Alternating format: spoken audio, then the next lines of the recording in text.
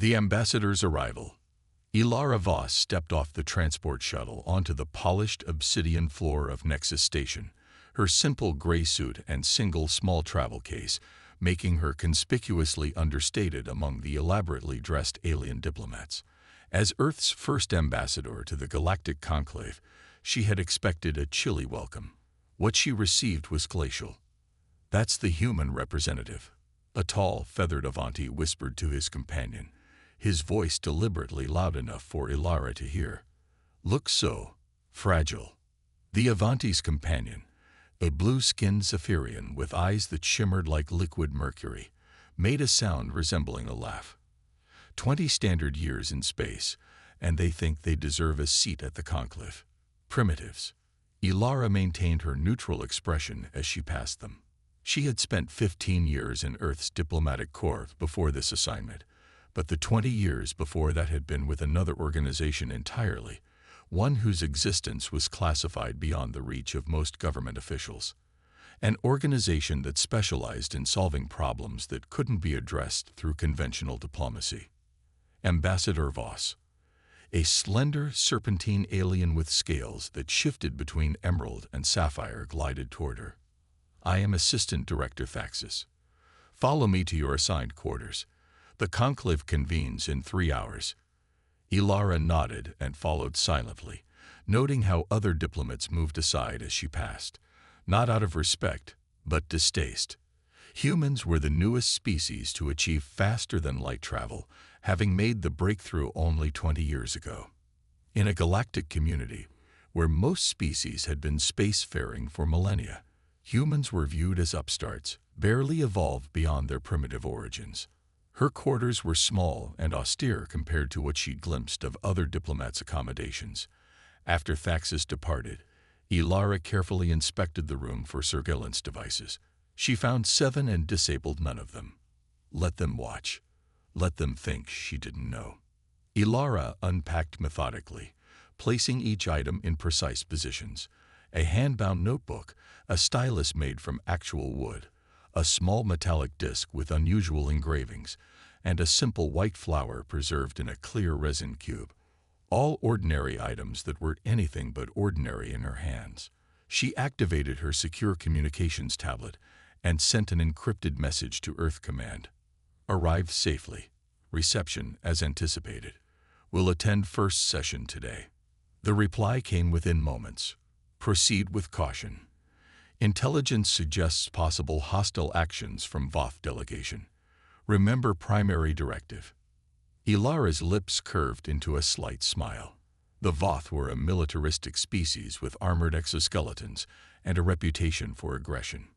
If they were planning something, they would be disappointed with the outcome. Changing into her formal diplomatic attire, a charcoal suit with minimal Earth insignia, Ilara studied her reflection. At 43, her black hair showed no gray, cut in a severe bob that framed a face with high cheekbones and dark eyes that revealed nothing of her thoughts. A small scar traced her jawline, barely visible, but a reminder of her previous career. As she walked toward the conclave chamber, Ilara noticed 3 Voth representatives watching her from an alcove. Their chitinous armor gleamed under the station lights, and their 4-fingered hands rested on ceremonial weapons that weren't entirely ceremonial. When they saw her looking, one made a slashing gesture across his throat. Ilara merely inclined her head in polite acknowledgement and continued walking. The conclave chamber was immense, with seating for representatives of over 300 worlds arranged in concentric rings. Earth's seat was in the outermost ring, positioned between much older but less influential species. Ilara took her place without complaint. High Chancellor Vextor, a towering figure with crystalline skin that refracted light in hypnotic patterns, called the session to order. "We welcome a new observer to our proceedings today, the human Ilara Voss from Earth." A murmur of whispers and clicks of disapproval rippled through the chamber. "Let us hope," the Chancellor continued with a cold smile, "that Earth's representative learns quickly where her species stands in the cosmic order." Ilara simply smiled back and said nothing. They would learn soon enough who they were dealing with. In her notebook, she wrote in perfect calligraphy, Day 1. They have no idea. 2 days later, Ilara attended the traditional welcoming reception in the Grand Pavilion. She sipped a luminescent blue beverage, watching as hundreds of diplomats from across the galaxy mingled and formed alliances through seemingly casual conversation. Few approached the human ambassador. Most acted as if the space she occupied was empty. "So this is Earth's finest," a gravelly voice said behind her. Ilara turned to face Krelvor, the Voth chief representative. The armored alien stood nearly 2 meters tall, his exoskeleton gleaming with ceremonial markings. 4 eyes set in a rigid face regarding her with undisguised contempt. "You don't look very impressive," Krelvor continued, his mandibles clicking in what passed for amusement among the Voth. "We humans rarely do, Chief Representative," Ilara replied with a small smile. Krelvor moved closer, using his height to loom over her. "Let me explain something, human. Your kind doesn't belong here. You crawled out of your evolutionary muck too recently to deserve a place among the stars." Several nearby diplomats had stopped their conversations to watch the exchange. Ilara was aware of dozens of eyes on her, waiting to see how the human would respond to the provocation. "Perhaps," Ilara said quietly, "but here we are nonetheless." Krelvor knocked the drink from her hand, the glass shattering on the floor. The surrounding conversations ceased immediately. "That was an accident," Krelvor said, his mandibles spreading in what the Voth considered a smile. "Just like the accident that might befall you if you don't withdraw Earth's petition for Conclave membership." Ilara simply reached for a napkin from a nearby table and bent down to clean the broken glass. This provoked loud clicking from Krelvor, the Voth equivalent of laughter. "Look," he announced to the crowd. "The human cleans like a service drone. Is this truly who Earth sends to represent them? One who acts as if born to servitude?" Other diplomats joined in the mockery, some with laughs, others with various sounds of derision specific to their species. Ilara finished cleaning and stood, depositing the glass shards in a disposal unit. "We all make messes, Chief Representative," she said calmly. "The difference is whether we clean them ourselves or leave them for others."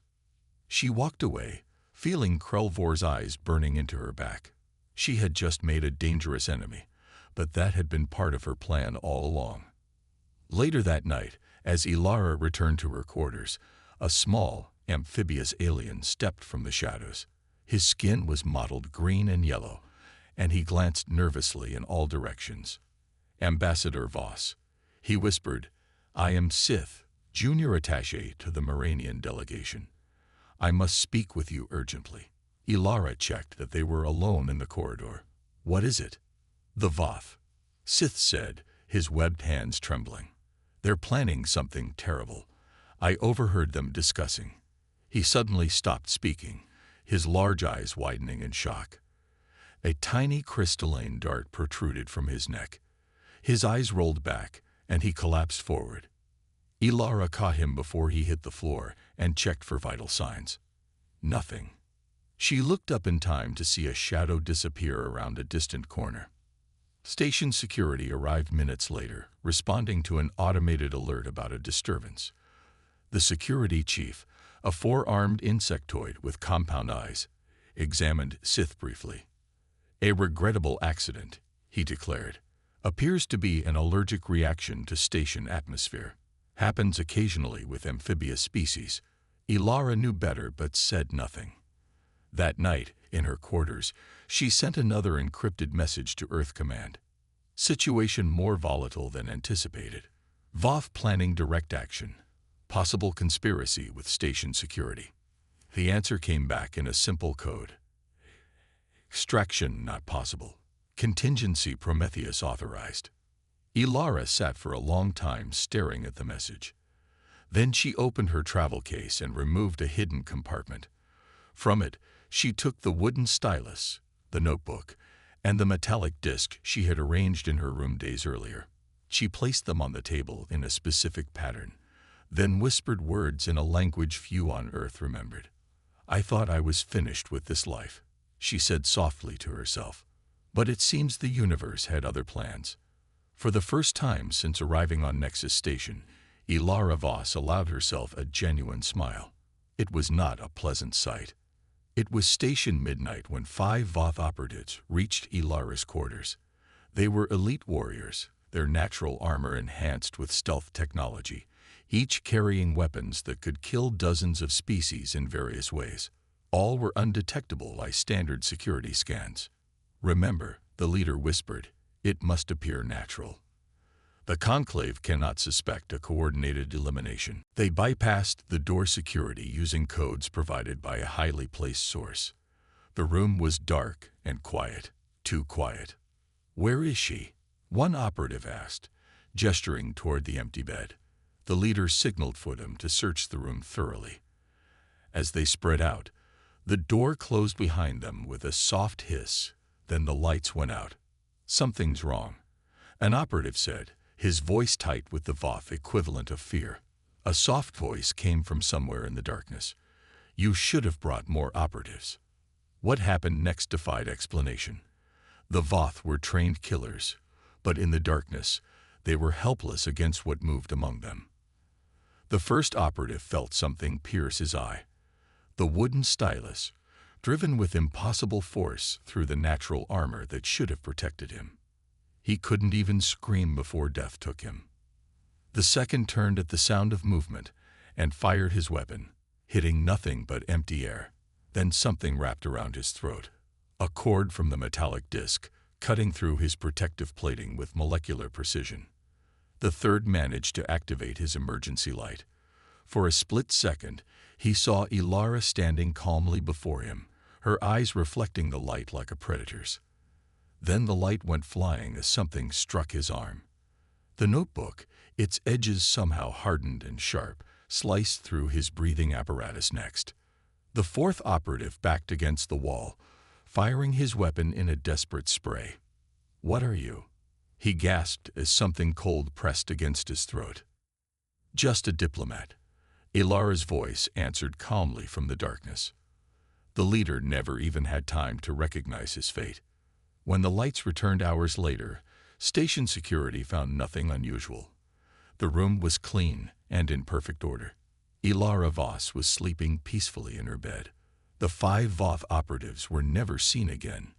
In the morning, Ilara attended the conclave session as if nothing had happened. She noticed 5 empty seats in the Voth section. Krelvor looked agitated, his normally lustrous exoskeleton pale and dull with stress. When it was her turn to address the assembly, Ilara stood and smiled at the gathered representatives. "Distinguished delegates," she said in a clear voice, "Earth would like to propose a cultural exchange initiative. We believe that greater understanding between our peoples will prevent unfortunate misunderstandings." She looked directly at Krelvor when she said the last words. The Voth chief representative quickly averted all 4 of his eyes. After the session, 2 junior diplomats whispered in a corridor. "Did you hear about the Voth security team?" one asked. "No, what happened?" "They'd vanished last night. No trace of them anywhere." "Strange. Wasn't there some trouble with the human yesterday?" They both looked down the hallway where Ilara was walking alone, her steps light and precise. "Probably just coincidence," the first diplomat said, but didn't sound convinced. That night, Ilara sent another message to Earth Command. "First move countered. Preparing for escalation." The reply was simple. "Confirmed. Remember who you are." Ilara touched the small metallic disc she now wore as a pendant. She remembered exactly who she was. And soon, the entire Galactic Conclave would know too. The diplomat's true face. 1 week after the disappearance of the Voth operatives, whispers spread through the lower levels of Nexus Station. Maintenance workers, service staff, and minor officials shared stories in hushed voices. "I saw the human ambassador last night," said a maintenance technician with crystalline skin, dragging something heavy down Corridor 17B toward the waste reclamation units. "What was it?" asked his companion. "I don't know. It was wrapped in some kind of polymer sheet, but it was dripping something dark." In another part of the station, A food preparation worker told her colleagues about strange markings she found near the diplomatic quarters' ventilation access points. They looked like Earth symbols, she said. I scanned them with my translator. They meant death comes on silent feet, in an ancient human language. The rumors reached Zeltav, the Conclave's chief of security, a tall, spindly being with translucent skin that revealed shifting internal organs. He had served the Conclave for 70 years and dismissed most rumors as paranoia. But the missing Voth troubled him. In his private office, Zeltav accessed Earth's historical database. He searched for human combat techniques, special forces, and diplomatic security protocols. Pages of information appeared on his screen, most of it unremarkable. Then he tried something else. He searched for Prometheus. The screen filled with references to ancient mythology, a being who gave fire to humans against the gods' wishes and was eternally punished for it. Zeltav frowned. This couldn't be relevant. He kept searching until he found a different reference in Earth's classified military archives. Prometheus was a designation for a highly specialized operative class within a program whose name had been redacted. Their specialty: diplomatic intervention when all conventional methods have failed. Then he found a fragmented report. We sent 3 full tactical teams after the Prometheus operative. None returned. It was like fighting a shadow. Another document simply stated, "They're not diplomats. They're what we send when diplomacy has failed." Zeltav's internal organs pulsed with elevated stress chemicals. Could Ambassador Voss be a Prometheus operative? He needed to be certain before taking action. Meanwhile, Ilara noticed a subtle shift in how other diplomats treated her. Several delegations that had been openly hostile now maintained a respectful distance. The Moranian representative even invited her to a private dinner. "We hope to strengthen ties with Earth," the Moranian said, his gill flaps pulsing with nervous energy. "We have always admired human resilience." "That's curious," Ilara said with a slight smile. "Last week, you referred to humans as glorified primates playing with technology they don't understand." The Moranian's skin shifted from deep blue to pale gray. "A misunderstanding. We have the highest regard for your species." That evening, Ilara returned to her quarters and sealed the door. From her pocket, she retrieved a small slip of fabricated paper with names written on it. She crossed off 5 Voth designations and the name of the Moranian who had insulted her. Then she studied the remaining names. At the top of the list, High Chancellor Vextor. Ilara touched her pendant. "Soon," she whispered. On the other side of the station, Zeltav made a decision. He would warn the Chancellor about the human. But as he reached for his secure communicator, he hesitated. What if he was wrong? And what if he was right? Which would be more dangerous? For the first time in his long career as Chief of Security, Zeltav was afraid. High Chancellor Vextor called an emergency meeting of the Conclave's inner circle. Only the 7 most powerful members were present, gathered in a shielded chamber deep within Nexus Station's core. "Our operation is compromised," Vextor said, his crystalline skin darkening with anger. "The human is not what we expected." Krelvor, still representing the Voth despite his obvious distress, nodded. "Our elimination team failed. 5 of our most skilled operatives vanished without a trace. It was supposed to be simple," hissed Delegate Cyrex of the Hegemony. "Eliminate the human ambassador, blame it on extremists, and use the incident as justification to quarantine Earth before they become too powerful." Vextor slammed his fist on the table, creating a ringing sound that made everyone wince. Humans have only been in space for 20 standard years, yet their technological development outpaces any species we've encountered. In another decade, they could challenge the established order. We cannot allow it. The room fell silent as they considered the situation. "What do we know about this human, Ilara Voss?" asked Admiral Zoll of the combined fleet. Vextor activated a holographic display showing Ilara's image. Her official record claims she was a diplomatic corps officer for 15 years. Nothing exceptional. He paused, his voice dropping lower. "But my sources indicate she might be something else, something the humans call a Prometheus operative." Admiral Zoll suddenly stood, his tentacles rippling with agitation. "Did you say Prometheus?" "Yes." "Does that mean something to you, Admiral?" Zoll's voice trembled slightly. "During our first contact with humans, I overheard their military officers discussing someone they called a Prometheus. I assumed it was symbolic." "What did they say?" Vextor demanded. "They said such operatives weren't just agents. They were TA agents, the ones sent when absolute success was required. Never failed, never left witnesses, and never showed mercy." Zoll's tentacles coiled tightly around his torso. "They said Prometheus operatives could overthrow governments with nothing but a stylus and a smile." The chamber grew uncomfortably quiet. "Absurd," Vextor finally said. "No single being could be that dangerous. Still, we will take no chances. I've ordered our elite guard to eliminate her tonight. 30 of our best warriors with advanced weapons. Meanwhile, our combined fleet is already moving toward the Sol system. In 3 days, we launch our preemptive strike against Earth." A young aide entered the chamber and whispered something to Vextor.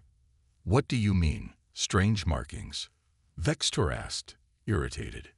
"They've appeared outside this room, Chancellor," the aide said nervously.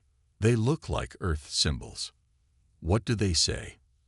"Our translator indicates they mean, 'I can hear everything.'" Before anyone could respond, the station's lights flickered momentarily. When they stabilized, everything seemed normal, except the young aide was now holding a small metallic disc that hadn't been there before. "Sir," the aide said, looking at the object in confusion, "what is Prometheus?" Admiral Zoll sank back into his chair. "The name doesn't refer to the human," he whispered. "It's what they call her function." At that moment in her quarters, Ilara Voss completed a message to Earth Command. "Conspiracy confirmed. Fleet approaching Earth. Activating Prometheus protocol." She pressed send, then began to prepare. They would be coming for her tonight. Good. She was tired of pretending. Ilara sat alone in the station's arboretum, a vast chamber filled with plant species from hundreds of worlds. It was quiet during the night cycle, with only the soft sounds of alien flora responding to the simulated moonlight. She had chosen this location carefully. Captain Drexful led his team of 30 elite guards through the station's corridors. Each warrior carried the latest plasma weapons and wore combat armor enhanced with shield generators. They moved silently, trained for this exact type of high-risk elimination. "Remember," Drexful told his team, "the human must not leave this station alive." The security feeds throughout the arboretum showed Ilara sitting peacefully on a stone bench, apparently writing in her notebook. Beside her lay a simple gardening implement, a small pruning tool for tending the exotic plants.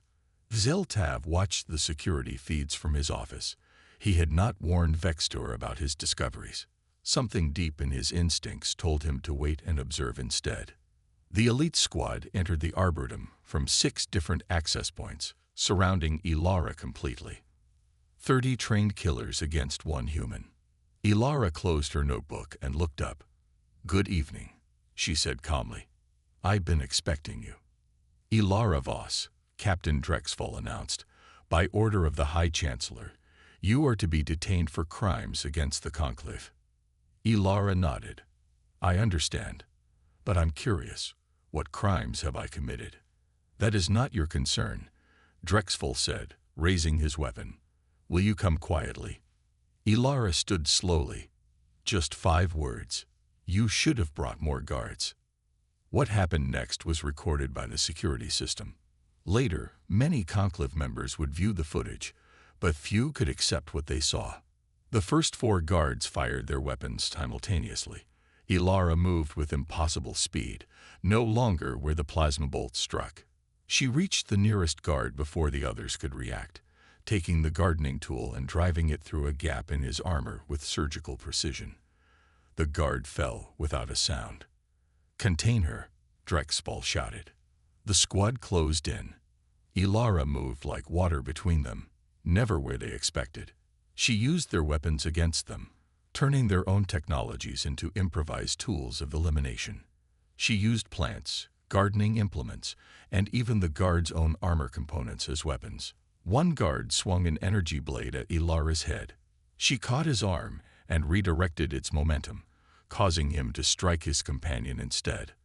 Another fired a neural disruptor. Ilara ducked, and the blast incapacitated 3 other guards. Throughout it all, Ilara's face remained composed, almost detached, as if she were performing a routine task she had executed many times before. In Zeltav's office, the security chief watched in disbelief. "What is she?" he whispered. "She is Prometheus," said a voice behind him. Zeltav turned to see admirals all standing there, watching the screens. "Earth's most specialized operative," Zal continued. "They retired her years ago, after she had completed 100 missions with perfect success. Now I understand why they sent her as an ambassador." He gestured to the screen. "They knew what we were planning." On the display, the last guard fell. Only Captain Drexful remained, backing away in terror as Ilara approached him.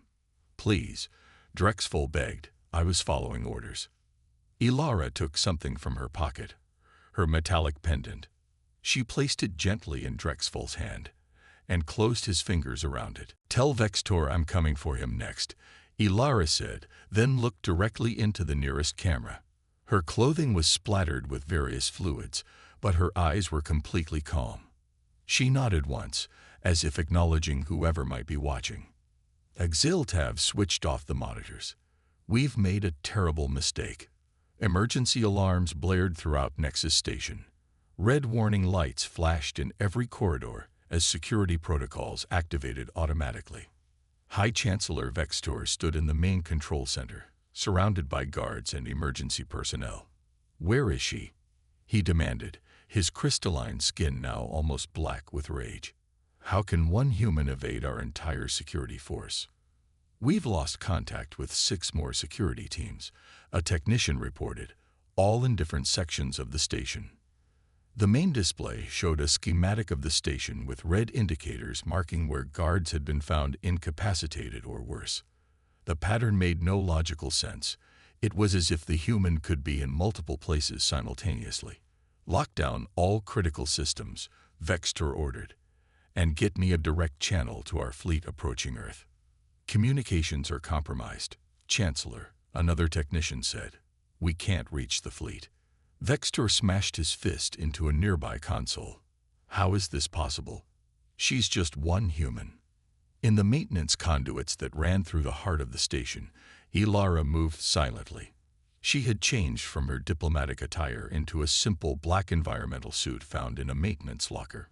In her hands was a station security tablet she had reprogrammed to show her the complete internal layout of Nexus Station. For the past 2 hours, Ilara had been placing small devices at key points throughout the installation.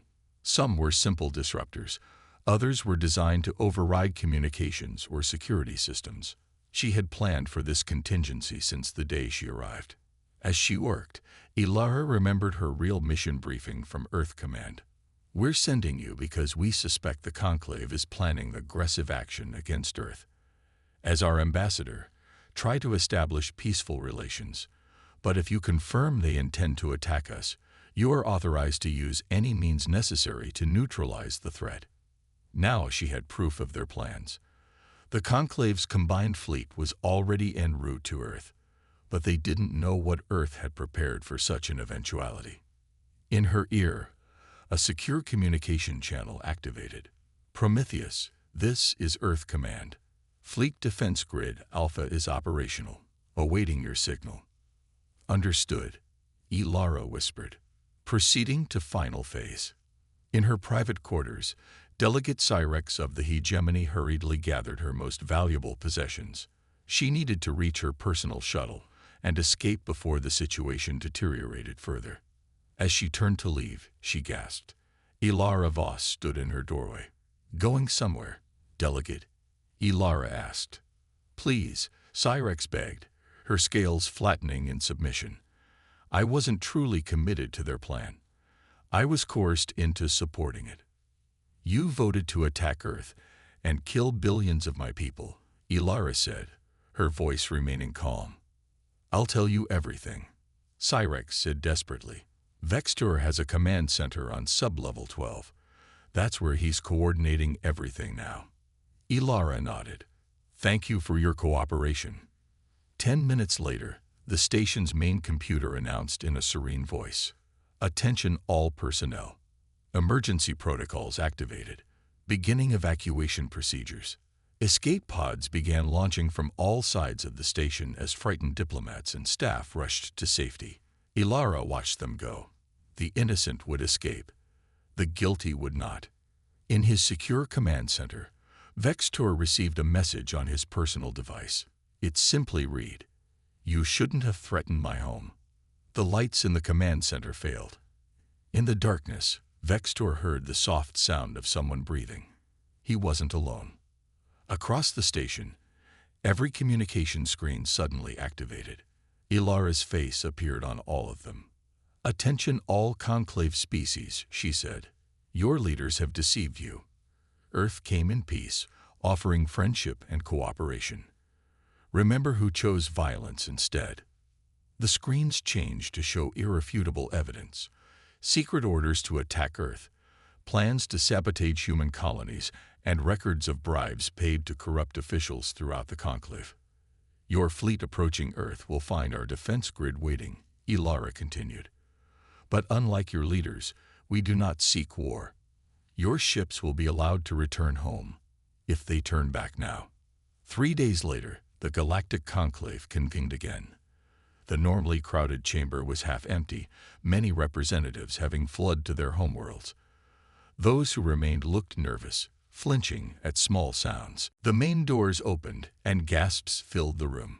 High Chancellor Vextor entered, alive but transformed. His once proud bearing was gone, his crystalline skin dull and fractured. He walked slowly, escorted by security officers, Earth security officers, their uniforms bearing the subtle Prometheus emblem that everyone now recognized.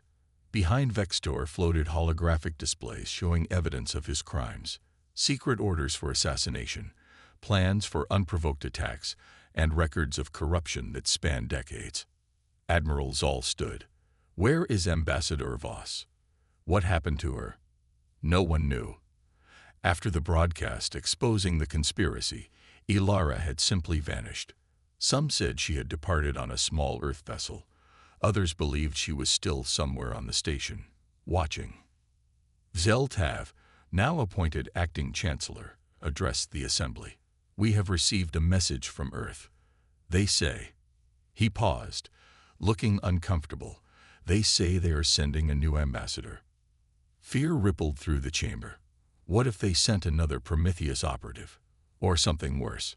Just then, alerts sounded. Unidentified ships approaching. A technician announced. On the main view screen, a fleet of vessels appeared.